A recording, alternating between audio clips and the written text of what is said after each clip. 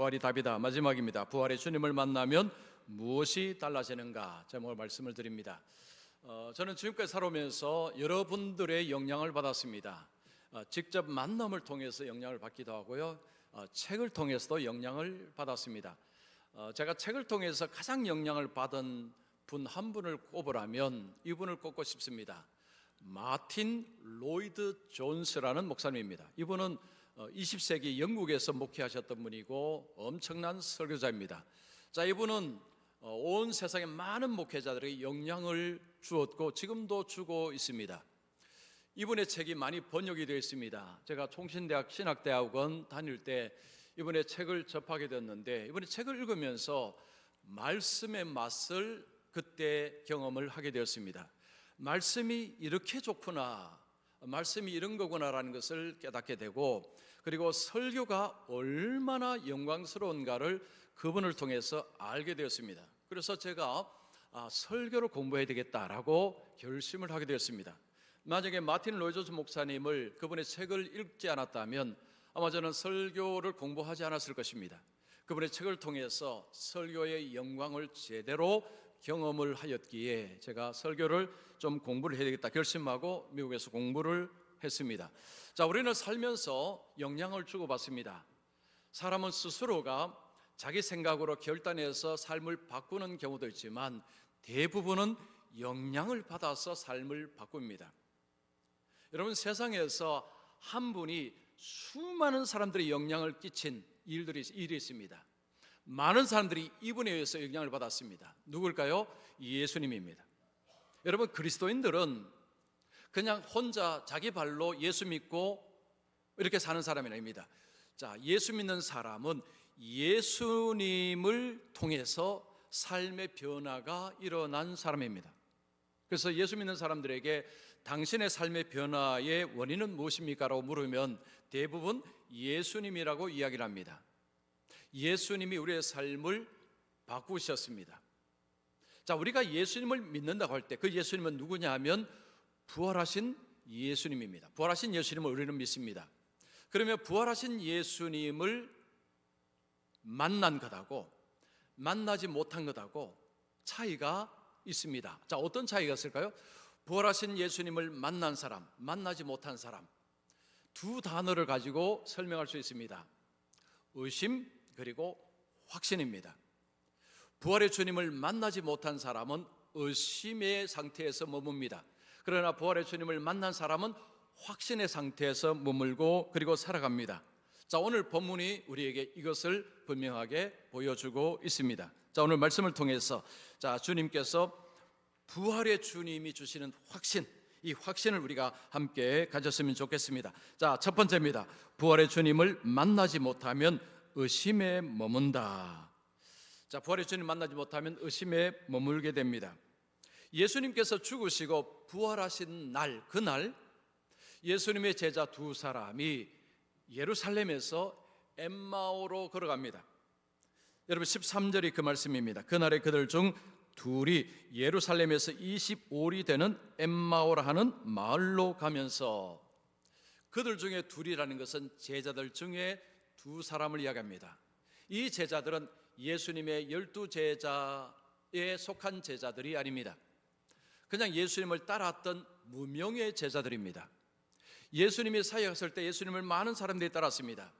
12제자도 있었지만 많은 제자들이 있었습니다. 이 두 제자는 무명의, 그 당시에 그렇게 잘 알려지거나 그런 제자가 아니었습니다. 한 사람 이름은 18절에 보면 글로바라라고 합니다. 자, 본문에서 한 사람은 글로바고 또 한 사람은 이름이 밝혀지지 않습니다. 자, 이 두 사람이 예루살렘에서 엠마오로 가고 있었습니다. 왜 예루살렘에서 엠마오로 가고 있었을까요? 이유는 정확하게는 알 수 없지만 대충 이 문맥을 통해서 유추는 할 수 있습니다.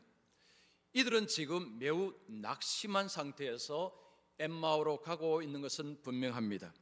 17절에 보시면, 하반절을 보시면 두 사람이 슬픈 빛을 띠고 라고 합니다. 굉장히 슬퍼한다는 거죠. 낙심해서 슬퍼하고 있다는 것입니다. 자, 이들은 낙심한 채로 예루살렘에서 엠마오로 내려갑니다.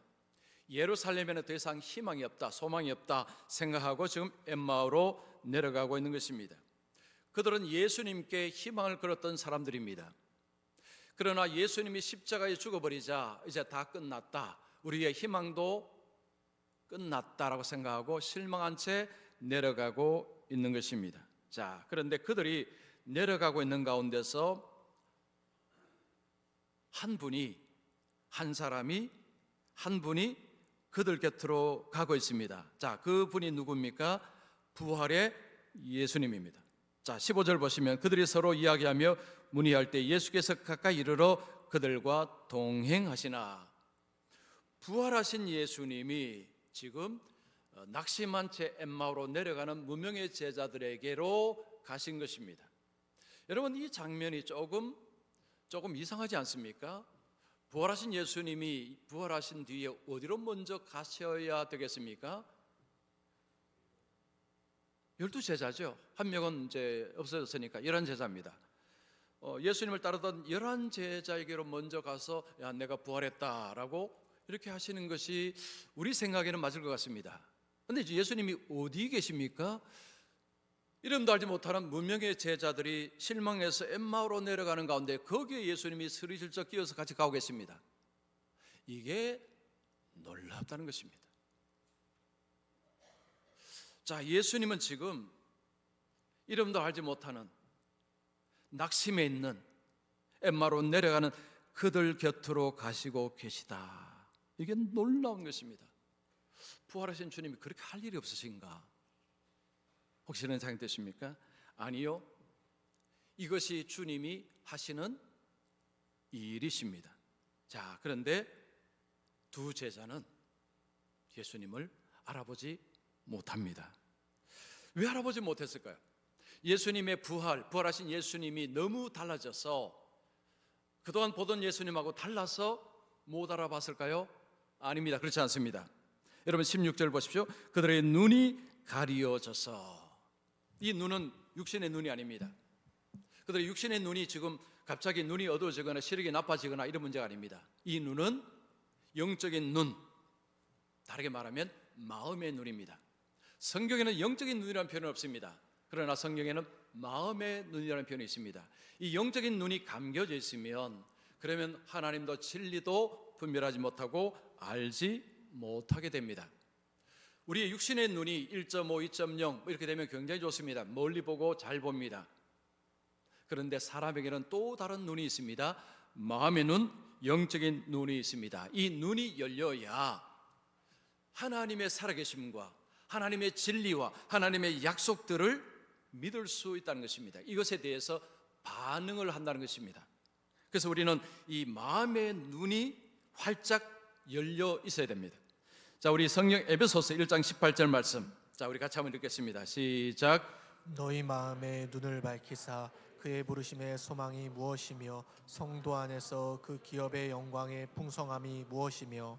자, 이게 보시면 마음의 눈을 밝히사, 바울은 에베소 성도들을 위해서 기도합니다. 그들의 마음의 눈을 밝히사 뭘 알게 해주시길 원하고 있습니까? 부르심의 소망, 그리고 기업의 영광의 풍성함, 하나님이 약속하신 그 소망과 그 기업의 풍성함이 무엇인가를 알기를 원한다고 했습니다.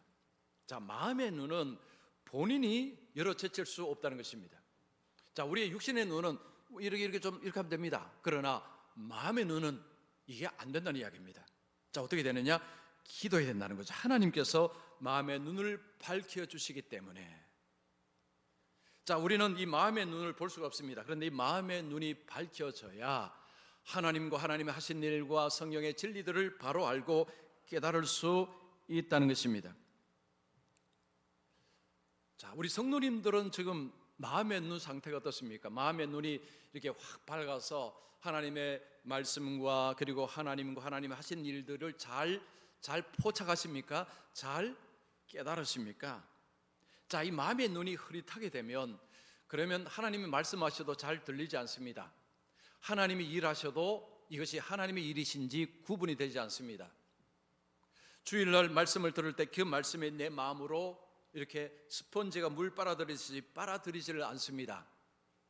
그냥 그게 그런 거고 저게 저런 거고 저게 저런 거고 그냥 그 말씀에 저 말씀은 이 말씀이 이 말씀이고 이렇게 되어버립니다. 그러나 여러분, 우리의 마음의 눈이 밝으면 이게 보는 것이 다르다는 거죠. 똑같은 걸 보지만 거기서 하나님의 손길을 봅니다. 하나님의 능력을 봅니다. 하나님의 일하심을 본다는 것입니다. 마음의 눈이 닫혀 있고 흐릿해 있으면 이게 안 보인다는 거죠. 자, 그렇다면 여러분, 혹시 요즘 좀 말씀을 들어도 좀 심상하고 크게 반응도 없고 좀 잘 안 보이고 한다면 뭘 해야 할까요? 기도해야 됩니다. 하나님, 내 마음의 눈을 밝혀 주시옵소서. 보통 우리가 기도할 때 우리 현실의 문제를 가지고 많이 기도합니다. 뭐 자녀들, 손주들 기도하실 때 물론 그것도 기도하시지만 내 마음의 상태를 보시고 내 믿음의 상태를 보시고 하나님, 내 마음의 눈을 확 밝게 하여 주시옵소서라는 기도가 우리에게 필요합니다. 바울은 이 에베소서를 통해서 우리에게 그 기도가 필요함을 말씀하고 있습니다. 자, 두 제자는 지금 눈이 가려져서 주님을 알아보지 못하고 있습니다. 자, 그들은 예수님께 소망을 가졌던 사람들입니다. 그런데 지금 그들은 실망하면서 내려갑니다. 주님께서 그들 곁으로 가십니다. 자, 주님께서 그들에게 물으십니다. 17절에 너희가 길 가면서 서로 주고받고 하는 이야기가 무엇이냐라고 묻습니다. 지금 예수님은 그들 속에 가셔서 지금 너희들이 무슨 이야기를 하고 있느냐라고 묻습니다. 자, 그러자 글로바가 이렇게 이야기합니다. 18절 보십시오. 당신이 예루살렘에 체류하면서도 요즘 거기서 된 일을 혼자만 알지 못하느냐. 지금 이 글로바라는 제자가 예수님께 이런 이야기하는 것입니다. 예루살렘에서 엄청난 사건이 있었는데, 아니 당신은 예루살렘에 있었으면서 어떻게 이걸 모르느냐라고 예수님을 약간 꾸짖듯이 이야기를 하는 것입니다. 자, 지금 여러분 생각해 보십시오. 지금 글로바가 도대체 누구한테 이야기를 한 것입니까? 십자가에 달린 당사자한테, 그리고 부활하신 당사자한테 지금 꾸짖듯이, 아니 지금 예루살렘에 있는 사람 다 아는데 어찌 당신만 모르느냐, 당신은 눈 닫고 귀 닫고 살고 있느냐라고 하고 있는 것입니다. 자, 지금 이 제자들의 말이 참 기가 막힙니다. 자, 그들이 예수님을 향해서 기대를 품고 있었는데 그 기대가 박살이 나자 좀 실망 가운데 있으면서 그 예수님이 나타났지만 알아보지 못하고 지금 예수님께 그런 이야기를 하고 있습니다. 자, 그러면 이들은 예수님께 무슨 기대를 했습니까? 예수님을 정치적인 해방자로 기대를 했습니다. 여러분 21절 보십시오. 우리는 이 사람이 이스라엘을 속량할 자라고 바랐노라. 이 속량하다는 것은 노예를 해방시키는 것, 풀어주는 것, 포로된 자를 풀어주는 것을 이걸 속량으로 이야기합니다. 자, 그런데 지금 그들이 예수님에게서 원한 것은 로마의 압제에서 우리를 건져내는 것, 이것을 그들이 메시아를 통해서 그들이 기대를 했습니다. 그들이 예수님께 그런 기대를 했는데 예수님이 십자가에 죽어버리시자 이제 끝났구나라고 생각을 한 것입니다. 그들의 소망이 사라진 것입니다. 여러분, 우리가 신앙생활을 하면서 하나님께나 교회에 기대를 하면서 신앙생활을 합니다. 여러분, 우리가 교회를 정하고 교회를 다닐 때도 교회에 대한 기대가 있습니다. 그건 당연한 것입니다. 그런데 그 기대가 어떤 기대냐에 따라서 교회를 속히 떠날 수도 있고 계속 머물 수도 있습니다. 여러분은 우리 교회를 선택하시고 다니시면서 무엇을 기대하고 계십니까? 제가 우리 교회 와서도 오셨다가 가신 분들도 꽤 되십니다. 오셨다가 실망하고 떠났습니다. 자, 여러분은 뭘 기대하고 계십니까? 우리는 교회에 뭘 기대를 해야 할까요? 많은 분들이 자신이 원하는 것을 기대를 합니다. 하나님께서 교회를 통해서 나에게 무엇을 주실 것인가에 대한 기대보다는 내가 일방적으로 내 기대를 원하는 것입니다. 그래서 내가 원하는 기대를 충족하지 아니하면 교회를 떠날 수 있는 이유가 되는 것입니다. 이 교회를 떠나는 것입니다. 그러나 하나님께서 교회를 통해서 나에게 주시는 것이 무엇인가를 아는 사람은 여러분 교회를 쉽게 떠나지는 않습니다. 우리가 기대하는 것은 좋지만 하나님께서 무엇을 주신가, 무엇을 주신다고 약속하신가를 가지고 기대를 하는 것이 맞습니다. 자, 지금 두 제자 그리고 많은 이스라엘 백성들이 그들이 원하는 것을 기대했습니다. 그 원하는 것은 로마에서 해방이었습니다. 로마의 지배에서 벗어나는 것을 그들이 원했습니다. 그런데 예수님이 십자가에 죽으시자 그들은 실망하고 낙심을 해버린 것입니다. 실망했다라는 것은 뭘 했다는 것입니까? 의심하고 있다는 것을 말합니다. 기대를 했는데 그 기대가 이루어지지 않는 가운데서 낙심했다. 그 속에 의심이 끼어든 것입니다. 여러분, 부활의 주님을 만나지 못하는 가운데서 신앙생활을 하면서요 끊임없이 의심을 합니다. 여러분 어떻습니까? 여러분 신앙생활하면서 끊임없이 의심이 혹시 일어나지 않습니까? 그러면 신앙의 진전이 일어나지 않습니다. 그리고 기쁨이 찾아오지 않습니다. 여러분 신앙생활할 때 의심이 계속해서 우리의 가슴을 자꾸 장악을 하게 되면 신앙생활의 기쁨은 우리 속에 찾아오지 않습니다. 여러분 우리가 정말로 기쁨으로 신앙생활을 하기 위해서 정말 중요한 것은 뭐냐면 부활의 주님을 꼭 만나야 합니다. 자, 두 번째입니다. 부활의 주님을 만나면 확신으로 나아갑니다. 자, 주님께서 이 두 사람과 같이 길을 걸어가는 가운데서 지금 두 사람은 주님을 한 여행객이라고 생각을 하고 있는 것 같습니다. 자, 그러면 예수님은 그들에게 가까이 가신 이유가 뭘까요? 부활하신 예수님이 왜 그들 곁으로 오셨겠습니까? 이유는 한 가지입니다. 그들을 돕기 위해서입니다. 자, 예수님은 그들을 돕기 위해서입니다. 자, 도우시길 원하십니다. 어떻게 도우시는 걸 보십시오. 자, 25절 보시면 이르시되 미련하고 선지자들이 말한 모든 것을 마음에 더디 믿는 자들이요. 자, 예수님께서 구약의 말씀, 선지자들의 말씀을 가지고 너희들이 참으로 더디 믿는구나, 말씀을 잘 못 믿는구나 라고 말씀을 하시는 것입니다. 자, 그들은 성경을 배운 자들입니다. 구약의 말씀을 그들이 배웠습니다. 그런데 그 말씀을 전체적으로 다 믿는 자들이 아니었습니다. 26절 보시면 그리스도가 이런 고난을 받고 자기의 영광에 들어갈 것이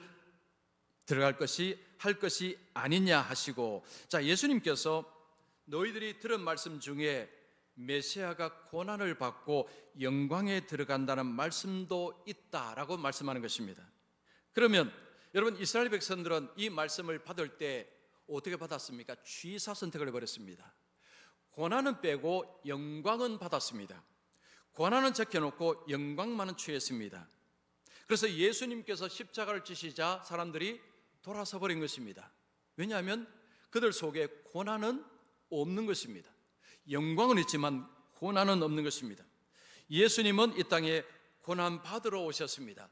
고난을 통해서, 십자가를 통해서 영광으로 가신다라고 구약에서 말씀하고 있었습니다. 그런데 그들은 고난을 빼고 들었습니다. 지금 예수님이 그 말씀하는 것입니다. 그리스도가 고난을 받고 자기의 영광에 들어가야 할 것이 아니냐. 우리가 말씀을 들을 때 취사 선택을 잘합니다. 어떤 것은 빼버립니다. 어떤 것은 빼버리고 어떤 것만 우리가 받아들이는 경향이 있습니다. 예수님은 그들의 그 믿음을 교정을 해 주십니다. 십자가는 실패가 아니란다. 고난은 실패가 아니란다. 십자가와 고난은 영광을 위한 길이다라는 것을 주님이 말씀을 하십니다. 자, 그 다음 절 보십시오. 이에 모세와 모든 선지자의 글로 시작하여 모든 성경에 쓴 바 자기에 관한 것을 자세히 설명하시니라. 저는 이 말씀을 보면, 옛날부터 이 말씀을 보면 너무 좋습니다. 예수님께서 그 두 사람, 낙심한 채로 걸어가는 두 사람에게 예수님이 뭐 하십니까? 구약 성경을 자세히 풀어주십니다. 부활하신 예수님이 지금 11 제자에게 가지 않고 낙심해서 가는 제자들을 찾아가셔서 그들 속에 가셔서 대화하시면서 구약 성경을 자세히 풀어서 설명해 주십니다. 여러분 여기서 뭘 느끼십니까? 뭐가 느껴지십니까? 자, 우리 주님이 그 그들이 낙심해 있는 그들을 다시 회복시켜 주시는 주님인데, 부활하신 주님이 지금 그들에게 가장 필요한 것이 뭡니까? 성경을 바르게 알려주는 것입니다. 성경을 바르게 알려주는 것입니다. 그 일을 부활하신 예수님이 직접 하신 것입니다. 베드로가 한 것이 아닙니다. 요한이 한 것이 아닙니다. 예수님이 직접 그들에게 하시고 계시다는 거예요. 이게 너무 놀랍다는 거죠. 우리 주님은 이런 분이십니다. 여러분이 섬기는 주님은 이런 분이십니다. 우리에게 직접 오셔서 우리의 마음을 만지시고 우리의 마음에 뭐가 필요한 줄 아시고 그것을 새롭게 회복시키시는 분이 바로 주님이십니다. 자, 주님께서 성경을 설명하시면서 여기 보시면 자기에 관한 것을 자세히 설명하시니라 말씀합니다. 즉 구약 성경은 예수님을 이야기한다는 거죠. 그래서 구약 성경, 신약 성경 읽을 때 예수라는 렌즈를 끼고 읽어야 된다는 것입니다. 예수님을 빼고 읽으면 도덕 교훈집이 될 뿐입니다. 자기 개발서가 될 수 있습니다. 그러나 예수님을 보게 되면 거기에 구원이 있습니다. 거기에 고난이 있습니다. 거기에 생명이 있습니다. 거기에 믿음이 필요합니다. 성경은 예수님을 이야기합니다. 자, 예수님께서 직접 그들에게 성경을 자세히 설명해 줍니다. 그때 두 제자의 마음 상태는 어땠습니까? 예수님이 얼마나 잘 풀어주셨겠습니까? 여러분, 예수님이 풀어주셨으니까 최고로 풀어주신 것입니다. 그 말씀을 듣는 그들의 심령의 상태가 어떻습니까? 자, 쭉 내려가시면 32절 보십시오. 그들이 서로 말하되 길에서 우리에게 말씀하시고 우리에게 성경을 풀어주실 때에 우리 속에서 마음이 뜨겁지 아니하더냐. 자, 그들은 주님이 말씀을 풀어주실 때 우리의 마음이 냉나던 마음이 뜨거워졌다라고 이야기합니다. 이 뜨거워졌다는 게 뭘까요? 그 마음속에 기쁨이 차올랐다는 것입니다. 그들은 낙심하고 있습니다. 실망하고 있습니다. 그런데 말씀을 풀어주니까 그 실망과 낙심은 사라지고 그 마음속에 기쁨으로 쫙 차오르고 있었다라는 것입니다. 여러분, 혹시 이런 경험해 보셨습니까? 어떤 순간에 말씀을 들을 때 아니면 성경 읽었을 때 내 마음이 갑자기 뜨거워지고 마음의 기쁨으로 충만한 경험 혹시 해 보셨습니까? 저는 제가 대학교 졸업하고 취직하려고 하다가 이제 하나님의 부르심을 알고 이제 신학교에 들어갔습니다. 종신 1학년 때는요 너무 재미가 없었습니다. 무슨 말인지를 모르겠습니다. 교수님이 뭐 설명하는데 무슨 말인지를 모르니까 재미가 하나도 없었습니다. 근데 저하고 비슷한 한 신학생이 있었습니다. 그 친구는 공대 출신이고 저는 상대 출신이거든요. 둘이가 모여서 그때부터 이런 이야기했습니다. 우리 언제 그만둘까? 와, 이거 재미도 없고 무슨 말인지도 모르겠고 종신 신학과 출신 아니면 다른 신학과 출신들이 왔을 때는 그들은 뭐 아는 이야기니까 알지만 저는 상대 출신이고 공대 출신 이러니까 이게 무슨 말인지 이해가 안 되니까 재미가 너무 없었습니다. 그래서 우리 그 친구하고 이제 친해져 갖고요 나이도 같았습니다. 그래서 우리 이 재미없는 거 우리 적당한 때에 그만두자라고 이제 언제 그만둘까라고 둘이 모이면 그 이야기했습니다. 그만큼 재미가 없었습니다. 근데 그만두는 게 쉽지는 않았습니다. 왜냐하면 들어오는 것도 쉽지 않았지만 나가는 것도 쉽지 않습니다. 그래서 1학년을 어쨌든 버티고 지나갔습니다. 자, 2학년이 되었습니다. 그때부터 완전히 달라졌습니다. 교수님의 그 강의가요 너무 재밌어지기 시작했습니다. 성경의 퍼즐이 맞춰지는 것처럼 그 속의 의문들이 이게 해소가 되면서 이거 재밌네.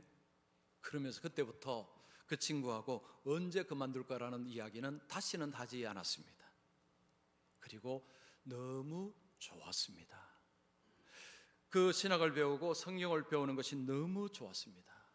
그 이후로 한 번도 저는 후회해 본 적이 없습니다. 오히려 지금도 감사하고 늘 감사합니다. 신학교 목사가 되고 하는 이건 너무너무 감사합니다. 왜냐하면요 진짜를 알았기 때문에. 그냥 아는 정도가 아닙니다.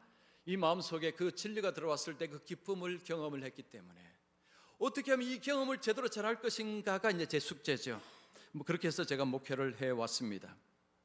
여러분, 두 제자가 주님이 말씀을 풀어줄 때 그 마음이 뜨거워지는 경험, 여러분 우리가 모두 하셔야 합니다. 혹시 안 하셨다면 여러분 기도하셔서 이 경험을 해보시기를 권합니다. 왜냐하면요, 이 기쁨은 다른 것들로는 줄 수 없는 기쁨입니다. 여러분, 뭐 돈을 많이 벌고 뭐 자녀가 손주가 뭐 큰 일을 하고 하면 기쁘죠. 이런 기쁨하고 차원이 다릅니다. 이거는 완전히 다른 기쁨입니다. 자, 이런 기쁨을 우리가 경험을 하게 될 때, 자, 그럴 때에 이제 주님을 바라보고 교회를 바라보는 관점이 달라지기 시작합니다. 자, 지금 두 사람이 지금 그냥 여행객으로 생각하고 있었는데 그분이 말씀을 이제 주니까 마음이 뜨거워지는 가운데서 이제 엠마오에 도착을 했습니다. 예수님은 더 가려고 합니다. 그러자 그들이 예수님을 붙잡습니다. 어딜 가십니까? 우리가 같이 그냥 밤이니까 같이 잡시다 하고 그들이 이제 숙소에 들어가서 음식을 같이 먹습니다. 자, 여기에서 놀라운 일이 벌어집니다. 30절 보십시오. 그들과 함께 음식 잡수실 때 떡을 가지사 축사하시고 떼어 그들에게 주시니, 이게 어떤 장면입니까? 성만찬입니다. 성찬식입니다. 지금 예수님이 그들과 성찬식을 하는 것입니다. 그들의 눈이 밝아져 그인 줄 알아보더니 그때 그들의 눈이 확 밝아졌습니다. 옆에 있던 분이 누군지를 알게 되었습니다. 이분이 바로 부활하신 예수님인 줄 그제서야 알게 됐는데, 그런데 예수님이 갑자기 사라지셨습니다. 그들은 예수님의 부활을 이제 목격하게 되었습니다. 그들은 확실히 알았습니다. 그 다음에 그들이 뭐 하는가 보십시오. 자, 그들은 3, 4절 보시면 말하기를 주께서 과연 살아나시고 시몬에게 보이셨다는지라. 자, 그들은 예루살렘으로 그 밤에 갑니다. 가서 거기에 제자들이 많이 모였습니다. 35절 보시면 두 사람도 길에서 된 일과 예수께서 떡을 떼심으로 자기들에게 알려주신 것을 말하더라. 자, 그들이 가서 뭘 이야기합니까? 그들은 예수님이 그들에게 오신 것을 이야기합니다. 자, 그들 속에 예수님이 오셔서 그들이 경험한 것들을 이야기를 합니다. 자, 예레미야 15절 16절, 제가 좀 전에 이런 것을 깜빡했는데 이거 한번 같이 읽겠습니다. 시작. 만군의 하나님 여호와시여, 나는 주의 이름으로 일컬음을 받는 자라. 내가 주의 말씀을 얻어먹었사오니 주의 말씀은 내게 기쁨과 내 마음의 즐거움이오나. 자, 두 제자가 느낀 것, 우리가 말씀을 통해 느낄 수 있는 바로 이겁니다. 어쨌든 두 제자는 예수님께서 그들에게 말씀을 풀어주시고 예수님께서 떡을 떼어주실 때 그들이 예수님을 알아본 것을 이제는 증언하게 됩니다. 자, 그들의 삶은 바뀌었습니다. 예루살렘에서 엠마오로 가던 사람이 다시 예루살렘으로 빼겠습니다. 왜 빼겠을까요? 부활의 주님을 만났기 때문입니다. 가서 그들이 뭘 이야기합니까? 우리가 부활의 주님을 만났다, 예수님은 살아나셨다라는 것을 이야기하기 시작합니다. 여러분, 지금 많은 선교사들이 다른 나라에 가서 복음을 전하고 있습니다. 그들의 복음의 핵심이 뭐죠? 예수님이 부활하셨다는 것입니다. 부활의 주님을 증거하고 있습니다. 왜 이걸 전합니까? 부활의 주님으로 인해서 생명을 얻기 때문입니다. 구원을 얻기 때문입니다. 왜 많은 사람들이 자기 땅에서 편안한 삶을 놓고 왜 그 먼 오지로 다른 나라로 가서 왜 복음을 전할까요? 그분들이 부활의 주님을 만났기 때문입니다. 부활의 주님을 만나지 않고 그렇게 하는 사람은 정신 나간 사람입니다. 부활의 주님을 만나서 인생의 목적이 바뀐 것입니다. 여러분, 부활의 주님을 만나면 삶의 변화가 일어납니다. 뭐 직장을 바꾸거나 이런 이야기 아닙니다. 삶의 목적과 방향이 달라집니다. 와, 이제 내가 이렇게 살아서는 안 되겠다. 이제는 내가 나를 위해서 사는 것이 아니라 나를 위해서 죽으시고 부활하신 그 주님을 위해서 내가 살아야 되겠다라고 마음을 다시 먹습니다. 직장 생활에서 뭘 하든지 간에 이제는 주님의 영광을 위해서 일을 하기 시작합니다. 자녀를 키울 때도 마찬가지입니다. 주님을 위해서 자녀를 키웁니다. 뭘 하든 간에 목적은 하나님의 영광입니다. 자, 우리 성도님들 어떻습니까? 요즘 삶의 목적이 무엇입니까? 주님의 영광이십니까? 여러분, 하는 모든 것의 목표가 주님의 영광이십니까? 아니면 그냥 여러분이 잘 되는 것이 목적이십니까? 부활의 주님은 우리의 삶을 원천적으로 바꾸십니다. 그 주님이 우리에게 주신 것은 생명입니다. 구원입니다. 그리고 예수님 자신입니다.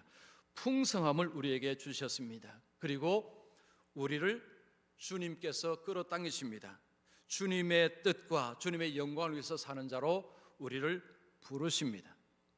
그래서 부활의 주님을 만난 삶은 주님의 부르심에 네 하고 응답을 합니다. 그래서 수많은 사람들이 주님을 향해서 자신의 삶을 내던지고 있습니다. 세상은 절대 이해를 못합니다. 이해를 할 수가 없습니다.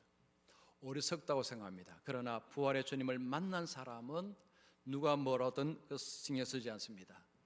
주님이 나를 위해서 생명을 주셨으니 이제는 내가 주님을 위해서 살겠다라고 결단하면서 살아가는 것입니다. 자, 여러분은 주님께 얼마나 결단하셨습니까? 우리 주님의 영광을 위해서 여러분 얼마나 결단하고 사십니까? 얼마나 헌신하고 사십니까? 자, 오늘 이 말씀을 들으시면서 여러분 자신을 한번 이렇게 살펴보시고 주님이 주신 그 어마어마한 것에 비해서 나는 지금 주님을 위해서 뭘 하고 있는가 한번 생각해 보시면서, 자, 우리 모든 성도님들은 부활의 주님을 통해서 확신으로, 기쁨으로, 열정으로 주님을 섬기셔서 우리 주님께 기쁨이 되며 우리 주님께 영광이 되는 우리 모두가 되시기를 축원합니다.